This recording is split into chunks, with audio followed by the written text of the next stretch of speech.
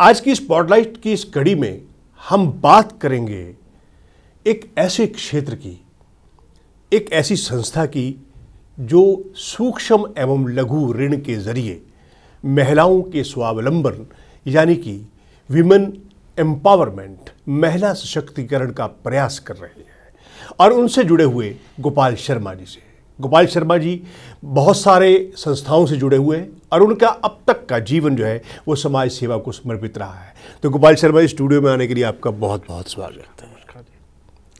गोपाल शर्मा जी, आपको जनता के बीच रहते हुए काम करने का अच्छा खासा अनुभव प्राप्त है। पहले तो ये बताइए कि छात्र जीवन में आप किस संगठन से जुड़े और उसकी विचारधारा से आप कैसे प्रभावित हुए? बाल्यकाल से ही संघ की शाखा में जाना होता था और संघ की शाखा में जाते जाते जब कॉलेज में प्रवेश किया तो विद्यार्थी परिषद एबीपी से जुड़ना हुआ जी। और विद्यार्थी परिषद की सोच ऐसी सोच थी कि हमारा ये मानना था विद्यार्थी परिषद में कि आज का विद्यार्थी ही आज का नागरिक है, भविष्य का नागरिक नहीं है, वह आज का ही नागरिक है। तो विचारों में कि हमारी वर्कशॉप रहती है, वर्कशॉप के माध्यम से देश और समाज के माध्यम से विद्यार्थी कैसे जुड़ सकता है, ये विद्यार्थी परिषद में जानकारी धीरे धीरे प्राप्त होती चली गई और हम धीरे धीरे आगे बढ़ते चले गए। कई वर्कशॉप में जाने के बाद लगा कि समाज में अभी कई दिक्कतें हैं, समाज में अभी कई गिरावटें हैं जिस पे विद्यार्थी को अपना एक योगदान देना चाहिए। तो हमारा कई वर्कशॉप में जाना होता था, बस्तियों में जाना होता था और वहाँ जाके शिक्षा का प्रसार कैसे बढ़े इस बात को लेकर बहुत जोर देते थे, काम करते थे। तो धीरे धीरे ऐसे सामाजिक जीवन से हम जुड़ते चले गए। अच्छा, सामाजिक जीवन से जुड़ने के बाद आपने बहुत काम किए। अब जैसे कोरोना काल आया, कोरोना काल के दौरान आपकी दिनचर्या कैसी रही? कोरोना काल में भी जी चौपाल के माध्यम से हमने प्रयास किया कि ऐसे लोग जिनको भरपेट भोजन नहीं मिल रहा है उनको सूखा राशन दिया जाए या फिर तैयार भोजन की सामग्री बना के उनको प्रदान की जाए। तो हमारा एक ग्रुप था रानीबाग में, जब मैं रानीबाग में रहता हूँ तो हमारा 8-10 लोगों का ग्रुप था। हमारा प्रयास था कि हम कम से कम 100 लोगों को रोज़ भोजन कराएं। इसके लिए अलग अलग बस्तियों में हमारा जाना होता था और एक बहुत आत्मसंतोष की प्राप्ति होती है ये सारा काम करके। तो चौपाल में माध्यम से हमने कोरोना काल में समाज में जो लोग भूखे रह गए हैं, जिनको काम नहीं है, जिनके पास पैसा नहीं है, वो उनकी दिक्कतें समाप्त हो जाए, उनकी दिक्कतें कुछ कम हो जाए और हम अपना क्या प्रयास कर सकते हैं उस तरफ ही ध्यान लगा रहा हमारा। देखिए, जहाँ तक आपके व्यवसाय का सवाल है, आप टेलीकम्युनिकेशन प्रौद्योगिकी से जुड़े उपकरणों से जुड़े हुए हैं, आप मोबाइल का बिजनेस करते हैं, लेकिन कहीं ना कहीं आपको महसूस होता है कि संवाद में कहीं ना कहीं समाज में संवादहीनता की स्थिति पैदा होती जा रही है। मतलब ऊपर वाले बिल्डिंग में रहने वालों को नीचे वालों को नहीं पता कि कौन ऊपर रहता है या पड़ोस में कौन रहता है, कि एक अजीब सा वातावरण सब बनता जा रहा है।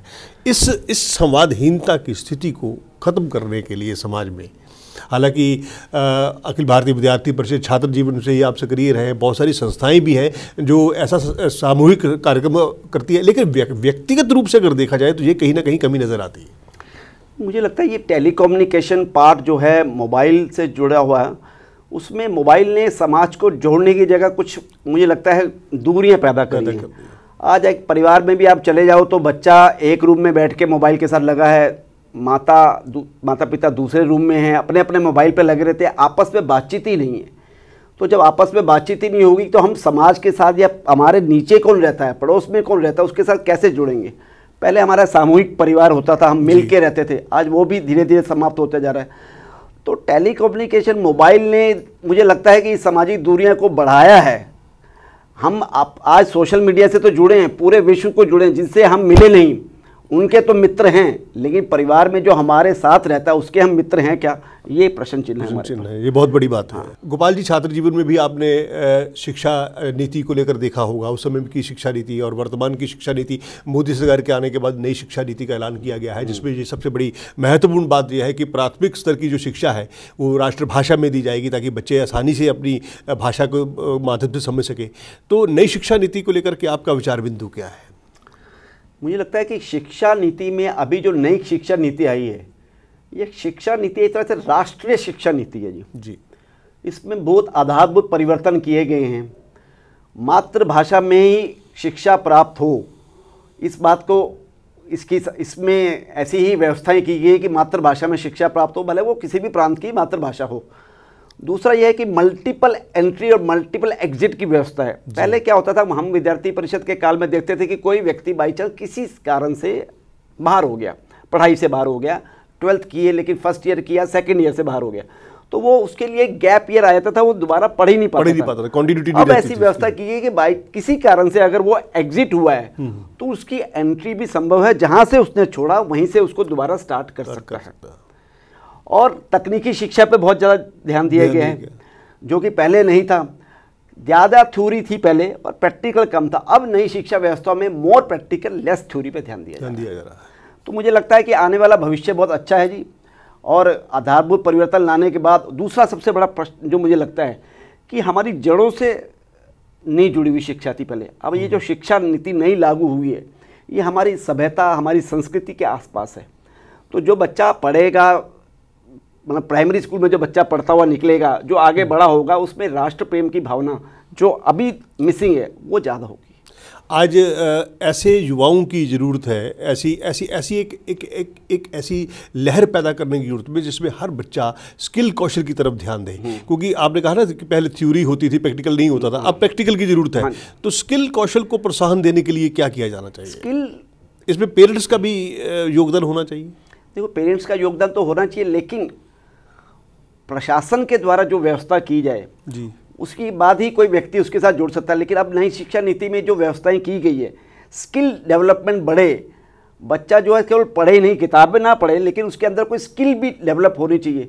तो धीरे धीरे अभी पिछले 4-5 सालों में सरकार ने जो व्यवस्थाएं स्थापित की हैं, तो आने वाले समय में मुझे लगता है कि एक स्किल डेवलपमेंट नया एक स्ट्रीम चालू होने जा रही है। अच्छा गोपाल जी, मुझे याद है कि दिल्ली में चौपाल संस्था की स्थापना जो है वो स्वर्गीय केदारनाथ साहनी जी ने की थी और कोहली जी का भी बड़ा योगदान रहा। आप इस संस्था से कैसे जुड़े? मेरा इस संस्था से धीरे धीरे जुड़ना हुआ है जी। 2010 में इस चौपाल की स्थापना हुई और मदन दास देवी जी जो हमारे संघ के सहकारवाद जी थे, उनकी परिकल्पना ही थी। और भोलानाथ जी, केदारनाथ साहनी जी के सबके प्रयासों के माध्यम से धीरे धीरे चौपाल एक बड़े स्वरूप में बढ़ता चला गया है जी। मेरा जुड़ना जो ज़्यादा हुआ है 2017 के बाद हुआ है जी। चौपाल की एक कोर्ट कमेटी है, उसमें मैं एक सदस्य बना हूँ। अलग अलग क्षेत्रों में चौपाल के कार्यक्रम हों, इस बात का प्रयास रहता है। हमारा रानीबाग में भी, जहाँ मैं रहता हूँ, वहाँ पर भी अभी पीछे एक कार्यक्रम हुआ है जिसमें हमने महिलाओं को स्वावलंबन के लिए एक लघु ऋण बांटा गया और ई रिक्शा का वितरण भी किया गया।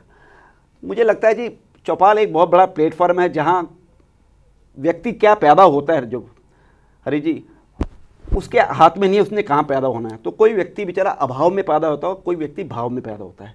तो अगर भाव अभाव के साथ मिल जाएं तो सामने वाले के अभाव समाप्त हो सकते हैं। और मेरा ये मानना है कि जिस व्यक्ति का अभाव समाप्त होता है वो भी धीरे धीरे सामने और किसी व्यक्ति का अभाव को समाप्त कर सकता है। तो योगदान देने वाले लोग बहुत हैं। अच्छा, लघु एवं सूक्ष्म ऋण, अब बैंक तो करोड़ों रुपए के ऋण देते हैं, बहुत सारी एनपीए की प्रॉब्लम्स आ रही है, लेकिन समाज को लघु ऋण के माध्यम से सशक्त करने का जो कॉन्सेप्ट है ये कहाँ से आया? देखो, जब ये चौपाल का कॉन्सेप्ट निकल कर आया तो मदन दास जी का मानना था कि महिलाओं को आत्मनिर्भर बनाने के लिए कुछ छोटा ऋण दिया जाए ताकि वो अपने पाँव पे खुद खड़ी हो सके। उनका अगर महिलाएं आत्मनिर्भर हो जाएंगी तो परिवार आत्मनिर्भर हो जाएगा। तो ये स्टार्ट किया गया और हमें ये पूरा विश्वास था कि महिलाएं परिवार की पूरी व्यवस्था को अच्छी तरह से समझती है, उसको मालूम है पैसे की कीमत क्या है। आज बड़ी हैरानी होती है कि जो रेशो है वापसी का वो अच्छे बैंकों से कहीं अधिक है, जहां हमने कोई गारंटी नहीं लेते, हम कुछ कहते नहीं, हम कुछ लिखवाते नहीं, फिर भी जो वापसी का रेशो है मोर देन 97% है, which is very healthy। अगर जो करंट यानी कि समाज में हाशिए पर खड़े लोगों को आत्मनिर्भर बनाने का एक बहुत बड़ा प्रयास है। तो दर्शकों, गोपाल जी ने बहुत ही बेहतरीन ढंग से समाज में महिला सशक्तिकरण और खासतौर पर आत्मनिर्भर भारत की ओर बढ़ने के लिए इस प्रकार के प्रयासों पर बल दिया है। तो गोपाल जी, स्टूडियो में आने के लिए आपका बहुत बहुत धन्यवाद। धन्यवाद जी, धन्यवाद जी।